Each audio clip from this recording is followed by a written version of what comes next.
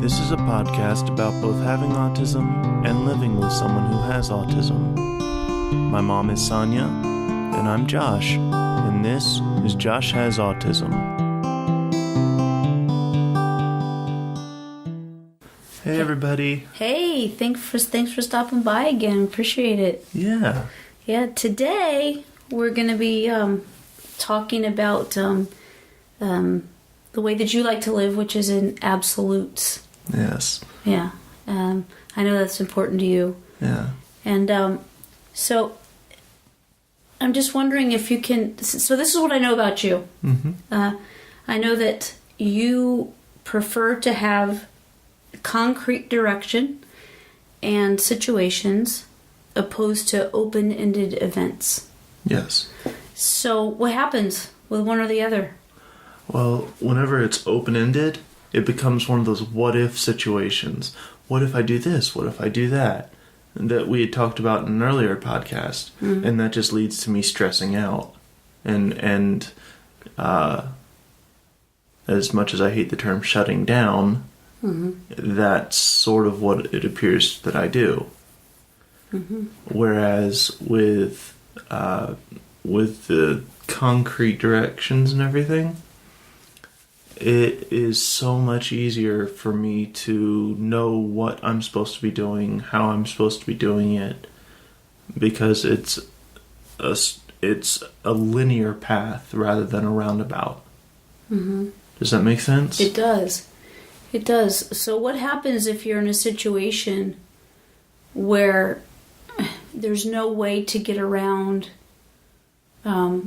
it being an abstract line of questioning or an abstract situation where you have to make your way through that? And let me just say that that's probably going to be, those kind of things are usually away from home. Right. Because here at home we understand, right. How you prefer the statements or conversation to go. Right. And I know that at different times, whether in school, so mm-hmm. I'm asking specifically about, it would be about teachers. Mm-hmm. Assignments. Yeah, things like that. Okay, I can give a good example of this. Okay. One semi-open-ended class that I had, it was English Composition 1. And one of the things was that I had to follow a prompt from a list of prompts and essentially write a persuasive essay. It was like a few paragraphs long. Mm-hmm. And that was my homework. And there was a whole bunch of different things, like somewhere between 5 and 7 different prompts that I could choose from.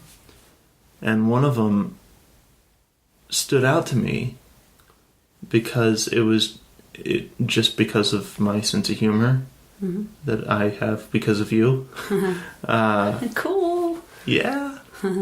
The prompt was recycling starts with the individual.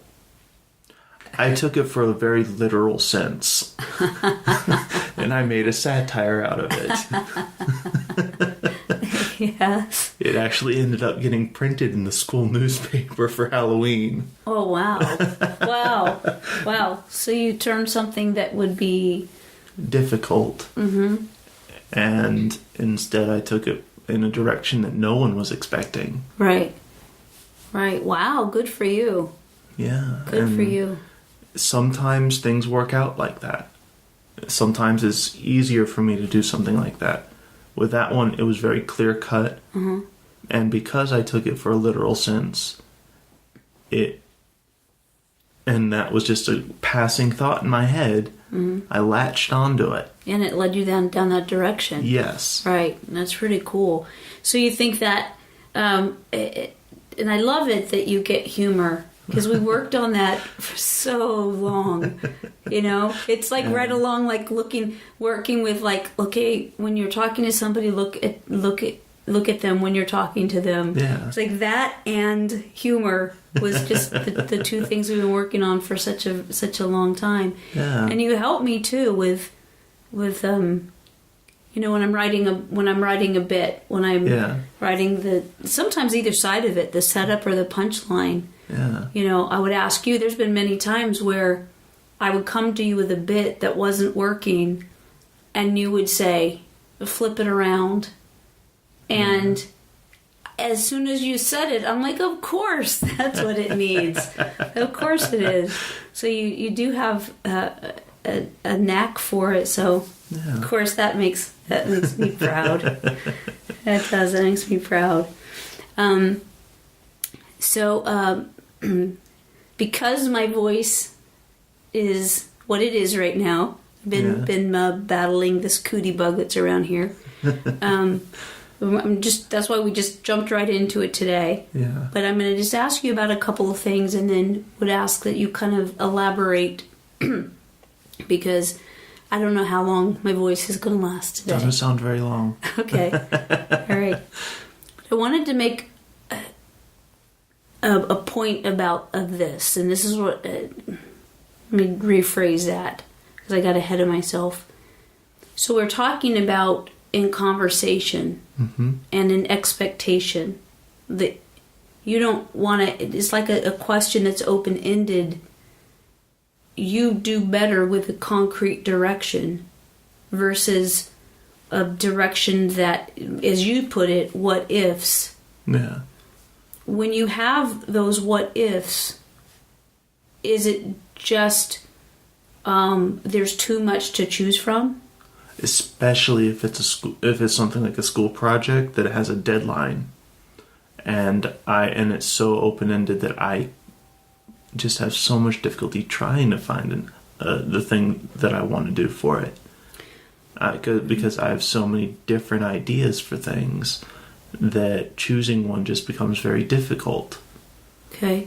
So one of the things that I end up doing, whether it's an open-ended question or a project or something like that, I ask the person who's in charge of that or who asked me something, would you please be a little bit more specific about what you're asking me or what you're asking me to do? Mm-hmm. Because, and this is important to add the because it's too open-ended for me to be able to give a clear-cut answer right away. Okay. And by doing that, most of the time they know that I'm autistic.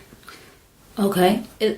Is it an understanding issue that you're talking about? Somewhat, yes. Or is it a processing issue? It's kind of both.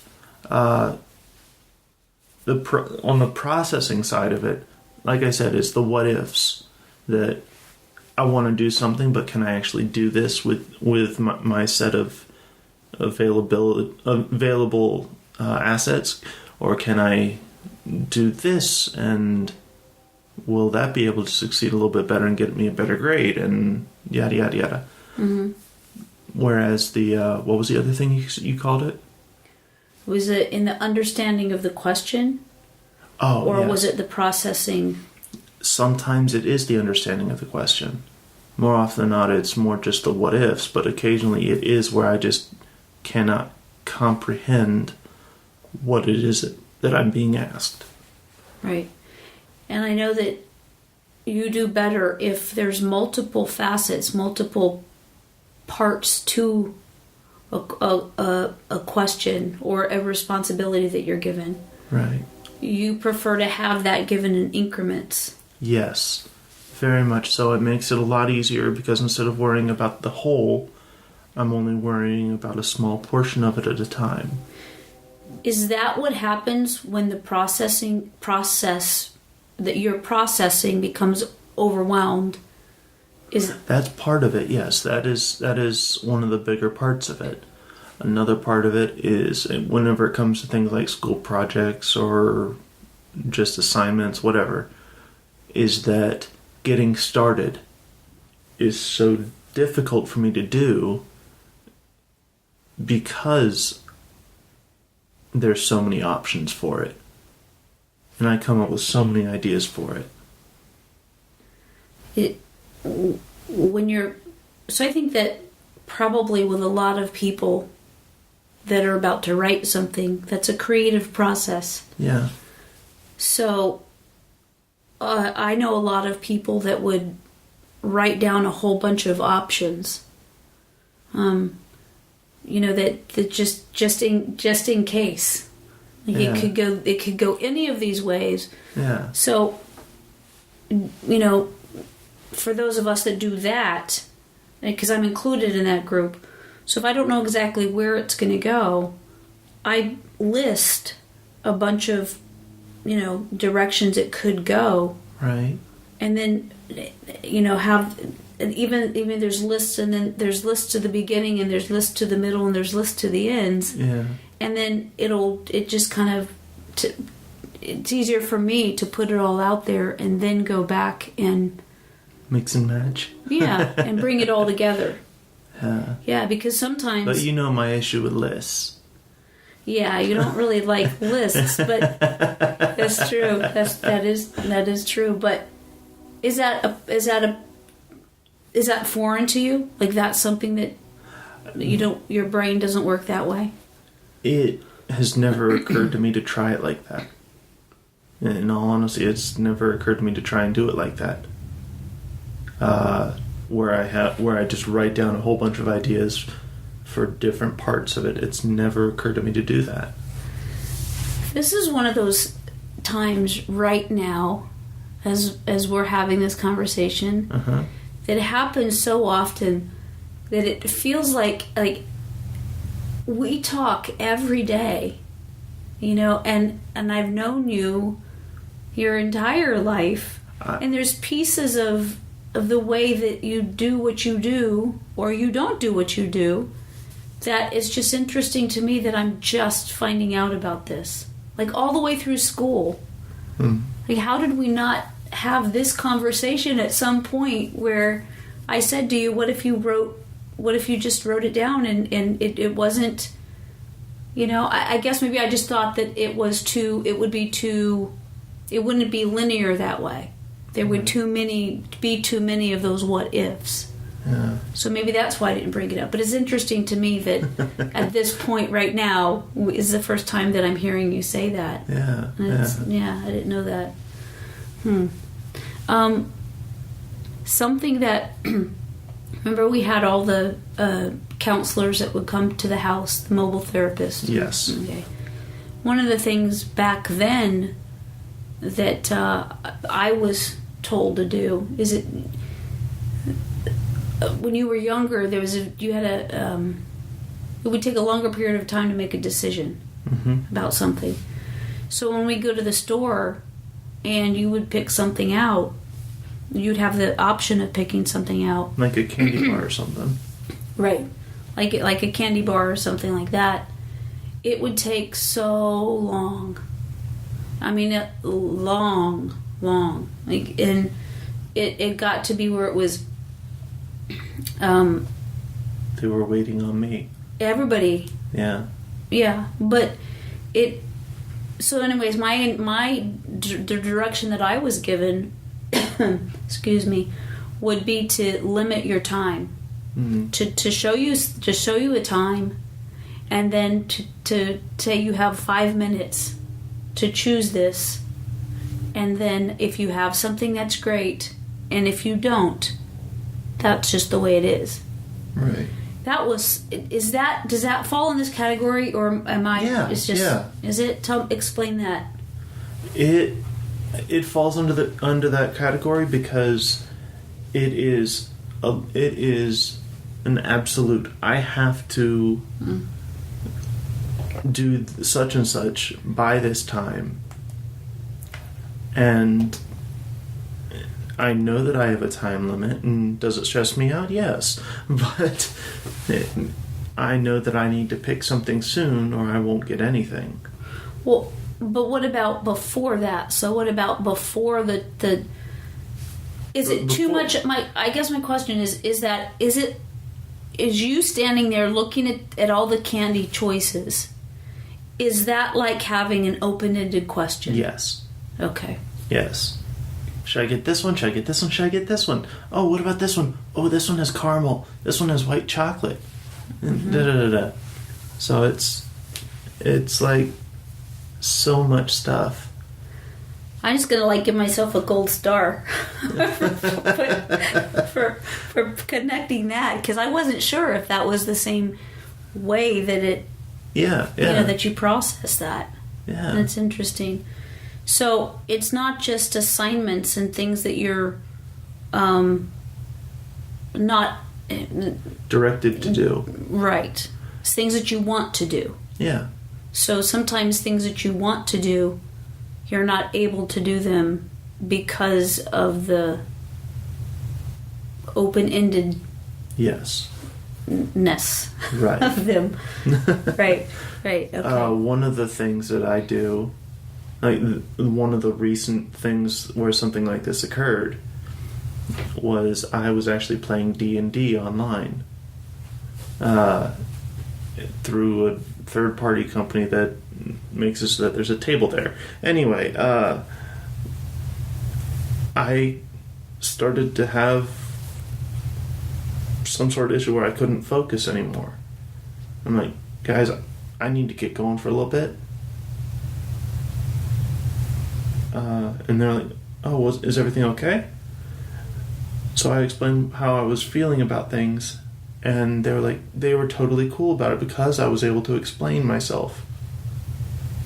And so I just took a little bit of a breather and came back to it. I totally forget my point in all this. But okay. But the fact that I at least had... I know what it was. Okay. It was the fact that I had a set thing that I could do, that I could talk through. A direction? Yes, a direction that I could talk through like... I have a question about this before you do anything else. Uh-huh. When you do this game, Mm-hmm. does that direction come from you, or does it come from somebody else in this particular instance? In this particular instance, the D&D is just a side note. It's the fact that I was among other people and that I was having an issue, and that I was able to come up with the wording in the proper manner to let them know that I'm not doing too well. Give me like half an hour so that I can Regroup. Yes. Mm-hmm. And so in that situation, I don't remember when we talked about it. Was it last week or the week before? But talking about how when you're with the family. Yeah, I think that was last week. You can participate, mm-hmm. and then it gets to a point where you need to go into your room. Yes. And be away from everybody. Mm-hmm. Even during the holidays and everything, yes. Right. So, is what you're talking about now that kind of situation? Or is it like the open-ended question? That's what I'm wondering about. Is like you talking about like there was an open-ended question and that triggered something in you and you got frustrated from that and then had to excuse yourself? Or it's kind of both, yes. In the sense of last week's or the week before's podcast, mm-hmm. Absolutely, that was a time where I just had to take a step back and regroup. But the thing I was bringing up today was that I was able to come up with a sentence structure that makes sense, mm-hmm. that allowed them to understand what was going on. Mm-hmm. And I also realized that I needed to just take a step back for a little bit. Okay. So that I could be okay to rejoin them. Right. That's and cool. That's a linear set of circumstances, of thought processes, mm-hmm. that made it so that I would be okay. Mm-hmm. I think it's pretty incredible. And that's stinking awesome. That's what I think that is. That you were able to do that. Yeah. I ended up passing out anyways and missing the rest of the game. Well. Yeah, so I'm kind of embarrassed about that, but Well, even still, you were able to form sentences. Yes. And the thing that I'm saying is it's stinking awesome is because there was a big chunk of your life where when you would start feeling anxiety, you would not be able to express yourself verbally. Right, because I'd be overwhelmed with the feelings and I wouldn't be able to properly express them. Correct. Yep. Yeah. So good for you. Yeah. It's really awesome. Mm. There's a couple of situations in life that you've experienced, and I know that they're were harder for you to deal with, like the situation with the candy and what have you. Mm-hmm. And that is that something that I've always been amazed by, and how you handled this, is that your grandpa got sick. And grandpa was sick, and then he was terminally ill, and then needed hospice care, and then he passed away. And I remember that everything leading up to, and Grandpa, you used to go and spend, a few weeks or so. Well, it was like 5 days. You were really good in 5 days. Like the 5 days was you had a great time with him. But yeah, it got to be where in the summers you would go stay with him for 5 days. Yeah. And you had a great time with him. Yeah. And Franny, his little dog. Yeah. His little dog with missing teeth, and she's a lazy eye. Oh my God. She was adorable. She was adorable. But I remember that when he got sick, and even all the chemotherapy that he went through, and the trying to get him healthy again, that aspect was harder for you to deal with during that whole process of when he was really sick. And when he passed away, and I'm sure you remember very clearly that we were at his house. Yeah. And it was about 4:30 in the morning when he passed. And your Uncle Tracy and your dad and I were in there with him. And you and your sister were asleep in the other room. Yeah. And I remember telling you that he had passed away. And it's like a switch went off. 'Cause all of the anxiety and all of the stuff Stress. that you didn't know what to do with Yeah. disappeared. Yeah. So at the time that the rest of us were then really hit with the reality of he's gone, you interpret that very different.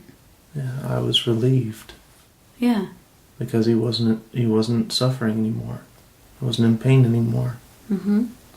And that he was okay now. Right. And that's something that people say sometimes. Mm-hmm.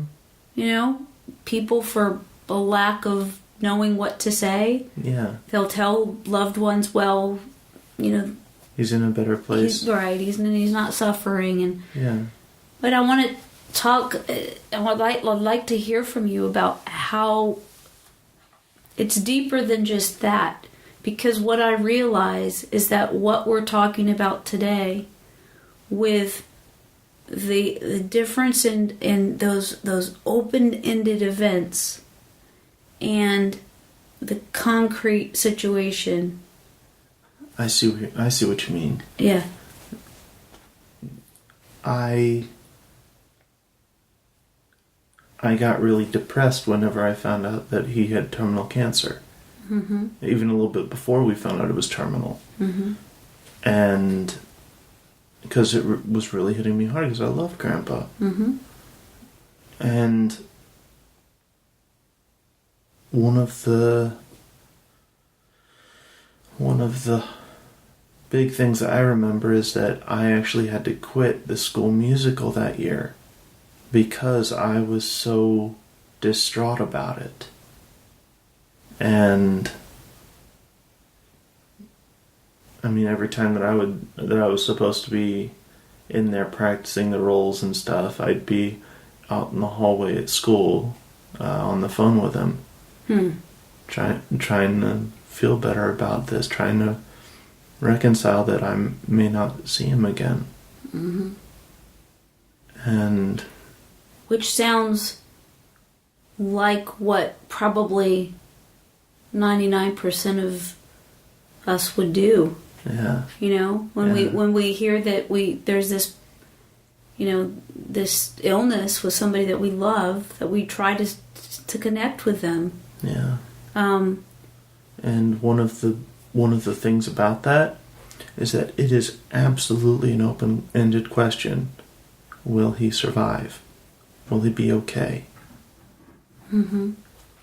And whenever he finally did pass, it was relief, not just because I knew that he was okay now, that he wasn't in pain anymore, but because that open-ended question was finally answered.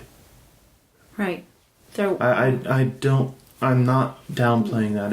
No, not at all. Not at all, because and the reason I bring it up is there's no need to downplay that. What I'm saying is, it was not just the typical stress that I would see. We were all dealing with it in our own ways. Mm-hmm. So when he was very sick, what I saw in you was you seemed very unsettled and not able to concentrate, and not able to even do the things that you enjoy doing. Right. And you didn't talk about it, though, in terms of Grandpa. It was interesting. I remember at the time seeing if you wanted to talk to somebody about it. You didn't really want to talk to anybody about it. Yeah. And when I would ask you if that was what was going on, I remember at the time you couldn't put your finger on it. So I don't know if you remember that or not. Like it's like this stuff was going on, and you've matured now, and you can look back on it. And we've talked, you know, we talk about Grandpa, you know. Yeah, so, I hated the fact that at the time I absolutely hated the fact that I was being told that I was depressed. Right. And it really took a long time for me to accept that. Mm-hmm. Like years. Right. Right. It took me until like 3-4 years ago. I thought you were going to say like yesterday. No. Yeah. No, I know what you're saying. And he passed away almost 13 years ago. Yeah. Mm-hmm. Yeah. So what I'm connecting here is that it was on a much more emotional level. Yet I can see, again, you're saying that you don't want to minimalize this, but what I'm saying is that decision of you, as a little guy deciding what candy to choose, and then your behavior when you were trying to process, it's like whether it's something that's not really a big deal or something that was a big deal, you would work very hard to make your way through that. Yeah. And that's what I'm saying is that I recognize that those things that maybe I take for granted, like just pick a candy. Just, just pick a candy. Yeah. and then yet with Grandpa understanding that this was more of a severe, real, emotional connection, and the fear of loss. Yet at the time, that wasn't something that you verbalized. Right. It's only as I've grown up and matured some that I'm able to put it into words how I was feeling. Right. And when I remember that whenever, shortly before he passed away, you had everyone come in and say last goodbyes. And I remember I hugged him and everybody gasped. Because, like, you guys weren't sure if that would hurt him or not or something, I guess. But I hugged him, and then Haley was able to hug him too. I don't. and then, so we went to bed that night, and he woke us up at 4:30 or whatever, and said that he was gone. And so we went in there. Well, I asked if you wanted to go, and you said no. You did not go back in after he was gone. I didn't? Nope. I remember saying, can I go back to bed? Yeah. Yes. Because it really was that you shared that there was no need to go see him. Yeah, because that wasn't him anymore. Right. And it was just like this, and I don't know that I'm doing a very good job of expressing how your level of functioning had decreased, and everything in your life had become affected. Yeah. And then when he was gone, it's like all of that lifted. Yeah. Just like that, as soon as he was gone, you were able to function. You were able to be a pallbearer at his funeral. Because for you, that was that was an absolute. Yeah. It's what it is. There's no questioning anymore. There's no guessing. Yeah. Yeah. So I just think it's interesting to see that for me anyway, that it's your everyday activities, and then again it's something that really does affect your life, like the death of Grandpa. Mm-hmm. That I see the same thing, though, that when something is an absolute, you're ready to go. Yeah. Which is funny, because whenever I write fantastic stories that are, like, fantastic as in just mythical adventure stuff. Right. Yeah. Oh, right, yeah, that's true. That's true. So so I know that with Grandpa, you're saying how you felt about things. What it looked like to everybody else is that you were removed from the situation. And earlier this year, I was in the hospital for about a week, and I know that you didn't come and see me at the hospital. And when I came home from the hospital, there wasn't a conversation about what happened or why or if I'm okay or anything like that. Right. And I bring that up because it's the same to me. It's the same thing. Is that when things are up in the air, when there's not, or you put an open-ended, I would think that, and then I started noticing and thinking about it after. You don't ever go to see people in the hospital. Yeah. Is that why? Because it's at a time when things are not certain? Whenever you were in the hospital, people were afraid you were going to not make it because it was just that bad. Right. And part of it was that. And the other part was I didn't want to remember you with you like that. Mm-hmm. But with that being said, it was the open-endedness, yes, but at the same time it was kind of selfish because I didn't. I don't know. I wouldn't. You know what? I've never once thought about it as selfish. I think that for you, it's self-preservation. Right? It's what you need to do for yourself to be okay. Yeah. That's what I think. I'm not upset at all that I get it. I'm not upset at all that you didn't come to the hospital. The only reason I'm bringing it up is to say that I see a pattern, and it's a pattern of whether it's an assignment at school or it's a life-threatening. Yeah, like a life or death, right? Yeah. It's not. It's something. This is who you are. Like if it's open-ended, not so good. If it's absolute, ready to go. Yeah. Right? Yeah, and one of the other things about whenever you were sick, Mm-hmm. I couldn't do anything about it. Right? I knew I couldn't really do anything to make you better. Mm-hmm.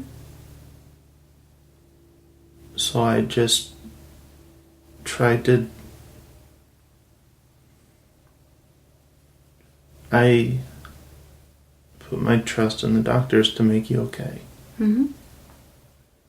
That's what, a lot of times that's all that people can do. And people will say different things, like they put their trust in the doctors or they pray. Yeah. You'll hear them say put it in God's hands. Yeah. Other people will say they're sending healing energy. It's kind of what we all do. Because that whole big question, that whole thing, life or death, when this is happening, we don't have control over that. We can't do anything sometimes. Right. Yeah. Yeah. You hear that? People with autism are normal people.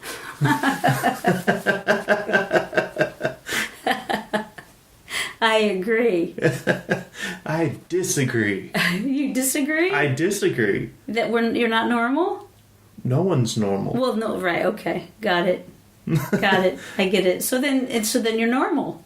If no one's normal, you're normal. I know if no one's normal, I'm normal. You're abnormal. Yes, okay. Got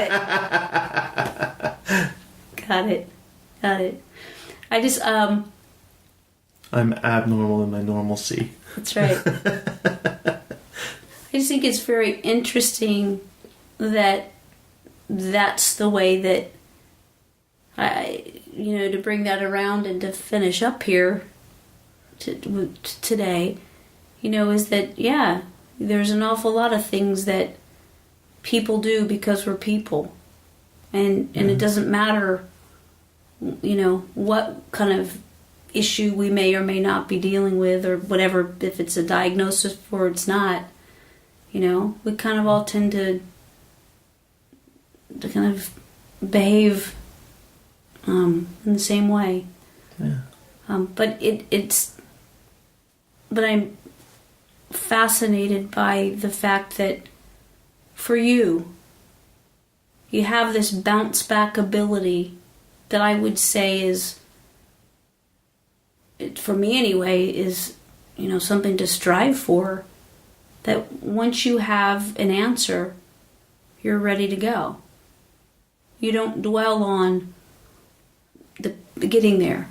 Right. I think that's why, I bring up Grandpa in this, because once he was gone, you didn't dwell on what he had just gone through. Right. That didn't stick. All the stuff that, the rest of us were still pondering and, feeling devastated because of the loss. And for you, it was relief. Sort of like, it was a relief, but it was a fresh start. Yeah. I also remember going to his, is it called a viewing? Mm-hmm. And everyone was so sad. And I was the only one who was happy for him.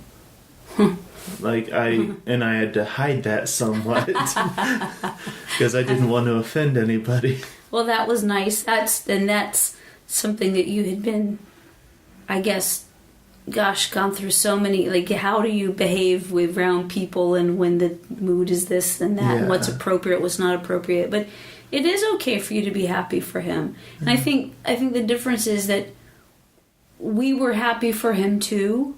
But you were still mourning his loss. Yeah, we were in grief. Yeah. Over my mourning period happened while he was still alive. Right. And that's the difference. Yep. Yep. Is there anything else? My voice is, I can tell that it's about at the end here. Yeah. Well, so is this podcast, so that's good. Okay. All right, then. Okay. Are we just going to wrap it up? We can, yeah. Okay. All right. Thanks for listening again. And if anybody ever has any questions for us, you can go to my website. It's sonyaking.com. And it's SONYAKING. You can there's a place that you can put the questions. This podcast is on. The reason I mentioned my website is because it's on my the podcast will be on my website. It'll also be on iTunes under Josh Has Autism. And but if you ever have any questions, please let us know. Yeah. Yeah, and we'll make sure to let you know what we've got. Yeah, we'll make sure the flying monkeys come and deliver an answer to you. That's right. That's right. Thank you so much for stopping by again. We appreciate you and love you. Yeah, thank you very much. See you guys later.